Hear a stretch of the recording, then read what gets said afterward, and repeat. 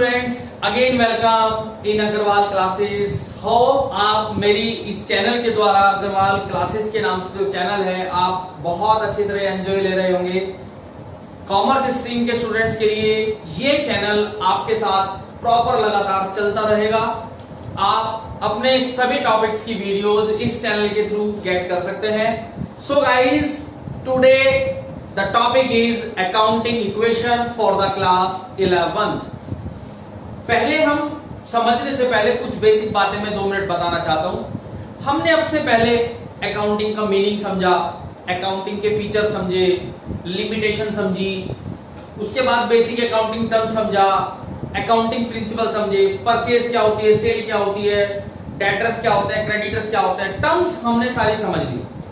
उसके बाद हमने प्रिंसिपल्स भी पढ़े, बिजनेस एंटिटी प्रिंसिपल, सबके प्रिंसिपल्स अलग अलग थे, सारा एक्सप्लेनेशन मैंने आपको दिया है। After completing it there is arise a new topic, accounting equation. नाम से समझ में आ रहा है इक्वेशन किस चीज की? अकाउंट की इक्वेशन। अब अकाउंट की इक्वेशन होती क्या है? डेफिनेशन बाद में पढ़ेंगे, पहले मैं आपको बताऊं अकाउंटिंग इक्वेशन होती क्या है, फिर मैं उसको डेफिनेशन के थ्रू आपको एक्सप्लेन करूंगा। अकाउंटिंग इक्वेशन कहलाती है students, assets is equal to capital plus liabilities. कई बार आप बुक में देखते हैं तो लिखता है अकाउंटिंग इक्वेशन होती है assets is equal to liability. सब जानते हैं एक बैलेंस शीट होती है, अकाउंटिंग इक्वेशन को बैलेंस इक्वेशन भी बोलते हैं। इसमें 2 साइड होती है, डेबिट और क्रेडिट, मतलब एक एसेट्स और एक लायबिलिटी। तो assets is equal to liability होती है, लेकिन मैंने क्या लिखा? Assets is equal to capital plus liability, because liability भी अलग अलग होती है। लायबिलिटी 2 होती है, इंटरनल और एक्सटर्नल। तो जो इंटरनल लायबिलिटी है दैट इज कॉल्ड कैपिटल, जो एक्सटर्नल लायबिलिटी है उसको लायबिलिटी से रिफॉर्म किया गया। तो फाइनली स्टूडेंट्स, अकाउंटिंग क्वेश्चन आपसे पूछे तो आप तुरंत जवाब देंगे assets is equal to capital plus liability. बहुत सारी बातें बताऊंगा, टॉपिक इतना आसान हो जाएगा, आपके लिए बहुत अच्छा टॉपिक रहेगा। सो गाइस, फर्स्टली हम देखते हैं definition of accounting equation. The fundamental accounting equation are also balance sheet equation. जो अकाउंटिंग इक्वेशन है इसको बैलेंस शीट इक्वेशन भी कहा गया। Represent the relationship between assets and liability.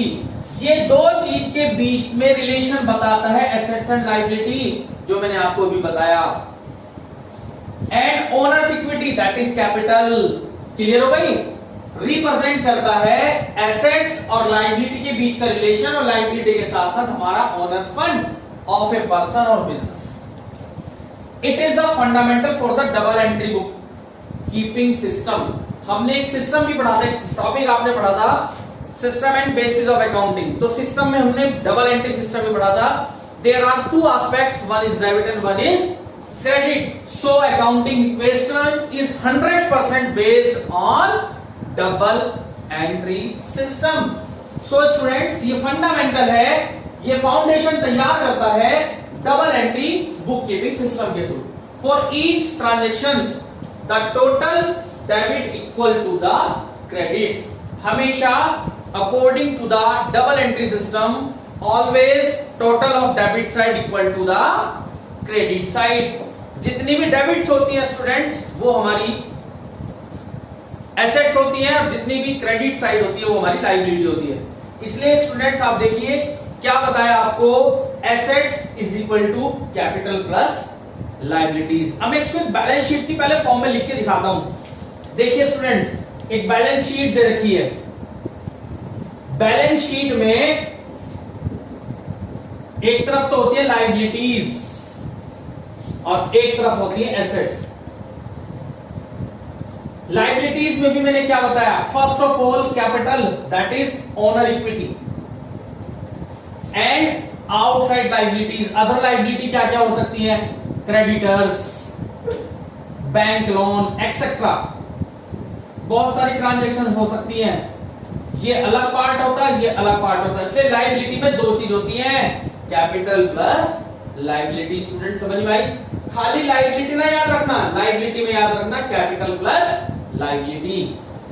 Assets same होती है, एसेट्स बहुत सारी होती है मेरे पास। कैश एसेट्स होती है जिन पे मेरा राइट है, मेरे पास कैश है, मेरे पास मेरी बिल्डिंग है, मेरे पास फर्नीचर है, ये सब मेरी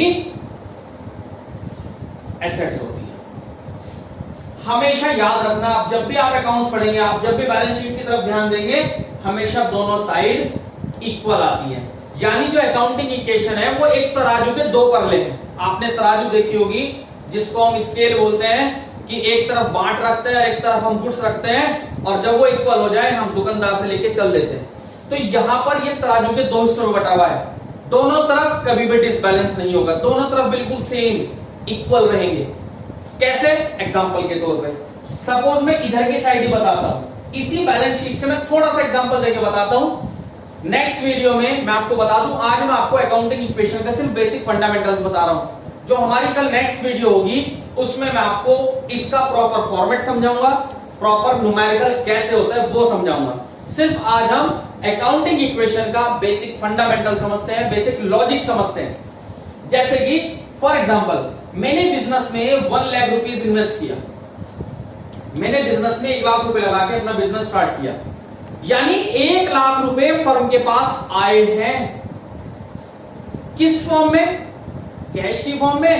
और कैश हमारी क्या होती है? एसेट्स होती है। यानी दो चीजें ध्यान देखिए स्टूडेंट्स, मैं एक तरफ लायबिलिटीज बता के चल रहा हूं और एक तरफ एसेट्स बता के चल रहा हूं। तो मैं एग्जांपल के तौर पर आपको समझा के चल रहा हूं किस तरह इफेक्ट पड़ता है। सपोज 1 लाख रुपए मैंने बिजनेस में लगाए, तो 1 लाख की कैश होगी और 1 लाख रुपए मेरे कैपिटल में आ गए। क्लियर? सपोज मैंने 50,000 का गुड्स खरीदा है, लेकिन ऑन क्रेडिट खरीदा, उधार खरीदा है। तो गुड्स खरीदा है, क्या आया? गुड्स आया, उसमें मेरा राइट है, तो मेरी एसेट्स है। सपोज 50,000 का मैंने गुड्स खरीदा, एसेट्स बढ़ गई, लेकिन मैंने वो गुड्स उधार खरीदा है, ऑन क्रेडिट खरीदा है, उसका इन फ्यूचर मुझे पेमेंट करना है, मेरे सिर पे डेब्ट आ गया, बर्डन हो गया, तो वो मेरी क्या बन गई? लायबिलिटी। तो 50,000 लायबिलिटी आ जाएगी। हमेशा अपने आप को कंफर्म करने के लिए मेरे इस बात को ध्यान रखना, after completing the each transactions total is equal to assets and liability. हर एक ट्रांजेक्शन के बाद कोई भी ट्रांजेक्शन करना आप अकाउंटिंग इक्वेशन की टोटल लगा के देखना, हमेशा दोनों साइड इक्वल आएंगी। सपोज मैं 2 ट्रांजेक्शन कर चुका हूं, नंबर 1 नंबर 2, अगर मैं टोटल करके देखता हूं, देखो इधर भी 1,50,000 है और इधर भी 1,50,000 है। अब कई बार इफेक्ट क्या होता है, सपोज तीसरी ट्रांजेक्शन के अकॉर्डिंग इधर 500 रुपीज ऐड हुए हैं, लेकिन इधर कोई इफेक्ट नहीं पड़ा। ऐसा नहीं हो सकता स्टूडेंट्स कि सिर्फ एसेट्स बढ़ी हो और लायबिलिटी ना बढ़ी हो। लेकिन एक एक्सेप्शन है, 500 यहीं प्लस हुए हो सकता है 500 यहीं से माइनस हो गए हो, इधर जाने की जरूरत ही नहीं पड़ी, ऑलरेडी मेरा बैलेंस इक्वल होगा।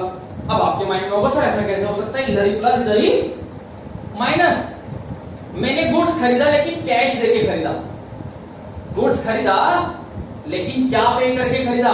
कैश पे करके। तो फाइनली एसेट साइड में चेंज हुआ, गुड्स आया यानी मेरी एसेट्स बढ़ी, कैश गया यानी मेरी एसेट्स घटी। देखो क्लियर हुई बात? कैश आया, क्या बढ़ी? एसेट्स, और कैश गया, सॉरी हमने गुड्स खरीदा तो स्टॉक आया, एसेट्स बढ़ी, और कैश चला गया तो एसेट्स घट गई। तो इधर कोई भी इफेक्ट नहीं पड़ा। किसी भी कंडीशन हो सकती है, कई बार याद रखना, हमने 500 रुपीज की वेजिस पे करी है, वर्कर्स को वेजिस पे कर दी, तो वेजिस पे करी तो मेरी क्या बढ़ी? मेरे पास से कैश चला गया। सपोज 500 रुपीज का एग्जांपल के तौर पे समझा रहा हूं, प्रॉपर फॉर्मेट कल वाली वीडियो में पढ़ोगे, प्रॉपर क्वेश्चन हम नेक्स्ट वाली वीडियो में देखेंगे। आज मैं आपको सिर्फ बेसिक फंडामेंटल बता रहा हूं कि अकाउंटिंग इक्वेशन दोनों जगह इफेक्ट कैसे परफॉर्म करती है। मैंने 500 रुपीज वेजिस पे करी, 500 मेरी जेब से कैश चला गया, कैश मेरा था, मेरी एसेट्स थी, तो एसेट्स घट गई। लेकिन 500 मेरा एक्सपेंस भी तो हुआ, और एक्सपेंस वो तुरंत मेरी क्या घटाएगी? कैपिटल। दैट मींस 500 यहां से भी माइनस होंगे। फिर अगर आप ध्यान से देखें, हर एक ट्रांजेक्शन के बाद मेरी दोनों साइडें इक्वल होकर चल रही हैं। कभी भी ऐसी ट्रांजैक्शंस नहीं बन सकती कि केवल एसेट्स तो बढ़ रही हो या लायबिलिटी हमेशा घट रही हो। नहीं स्टूडेंट्स, दोनों साइड हमेशा इक्वल मिलेंगी। एसेट्स किसके इक्वल होंगी? लायबिलिटी के। जितनी मेरी एसेट्स उतनी ही मेरी लायबिलिटी। एग्जांपल्स के तौर पे मैंने आपको बताया है। एक एग्जांपल और, हमने गुड्स को बेचा है, कैश आ गया, गुड्स बेचा और बेच दी, कस्टमर ने हमें कैश दे दिया। तो स्टूडेंट मेरे ध्यान से समझिए, कैश मेरे पास आया, सपोज 500 का मैंने गुड्स बेचा था, तो मेरे पास कैश आ गया 500 का। तो क्या मेरे पास से गुड्स भी तो गया होगा? शॉपकीपर के पास जब कोई कस्टमर आता है तो कस्टमर ने पैसे दे दिए, तो मैं एक बिजनेसमैन होने के नाते समझता हूं मेरे पास कैश आ गया, लेकिन मेरे पास गुड्स भी तो गया। तो यानी इफेक्ट सिर्फ एसेट्स पे पड़ा, लायबिलिटी तक पहुंचने की कोई रिक्वायरमेंट नहीं पड़ी। तो स्टूडेंट्स मेरा कहने का मतलब है कि अकाउंटिंग इक्वेशन को बैलेंस शीट इक्वेशन भी कहा जाता है, और ये रिलेशन दिखाता है दो चीजों के बीच में, एसेट्स और लायबिलिटी में। लायबिलिटी में ऑनर्स इक्विटी भी रिप्रेजेंट होती है। ये फाउंडेशन है किसकी बेस पे? डबल एंट्री बुक सिस्टम की बेस पे। और हर एक ट्रांजैक्शंस के अकॉर्डिंग हमारी डेबिट और क्रेडिट साइड दोनों हमेशा इक्वल आती हैं। उसकी कंडीशन मैंने आपको बैलेंस शीट में दिखाई दी, कैसे assets is equal to capital plus liability की होती है। बैलेंस शीट में एक तरफ लायबिलिटी होती है, एक तरफ एसेट्स, किस तरीके से दोनों चीजें रिप्रेजेंट होती हैं।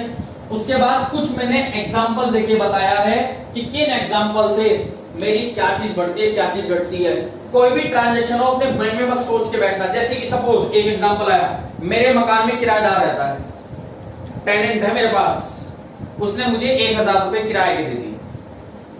आज मैं जैसे घर से निकलने वाला था, उसने आवाज लगा के दी, सर आपका रेंट जो मैंने आपका घर इस्तेमाल किया है उसके बदले ये लीजिए रेंट। अब बताइए स्टूडेंट, हमारे पास क्या आया? कैश आया। कैश क्या थी मेरी? एसेट्स। तो अंडरस्टूड है। सपोज नंबर 6 ट्रांजैक्शन के अकॉर्डिंग उसने 1000 रुपए दिए तो मेरे पास कैश बढ़ गया, लेकिन मुझे प्रॉफिट भी तो हुआ, और प्रॉफिट हमेशा कैपिटल को बढ़ाती है। तो इसका मतलब 1000 रुपए कैपिटल में भी प्लस हो गया, यानी प्रॉफिट्स कैपिटल इंक्रीज करती है और एक्सपेंसेस कैपिटल को रिड्यूस करती है। मतलब फाइनली आप कोई भी ट्रांजैक्शन देखें, हर एक ट्रांजैक्शन का इफेक्ट आपको कितनी जगह मिलेगा? 2 जगह। सो स्टूडेंट्स, ये 11th क्लास के लिए अकाउंटिंग इक्वेशन का चैप्टर हमारे लिए बहुत इंपॉर्टेंट है।